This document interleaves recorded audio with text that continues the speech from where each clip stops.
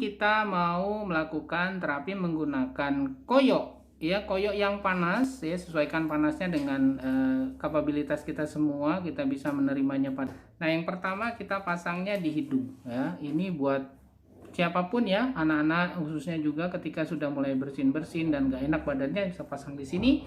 Kemudian yang kedua kita pasang di tenggorokan. Nah, di sini tenggorokan, ya, ini kita pasang untuk panasnya bisa ada di dua area ini. Kemudian yang ketiga, ya, kita di parunya di sini. Nah, parunya di sini kita bisa pasang juga, ya, baik kanan maupun kiri kita pasang. Ya, ini tujuan kita untuk bisa kita proteksi juga pengobatan. Kita bisa lanjutkan penggunaan dari penggunaan Moxa dengan memasang panas ini secara terus menerus, ya. Dua area ini tadi ada tonsil di sini, kita bisa melakukannya di area ini, ya, ini sebagai tambahan di area tonsil, ya, seperti ini. Nanti bisa dipotong itu, ya.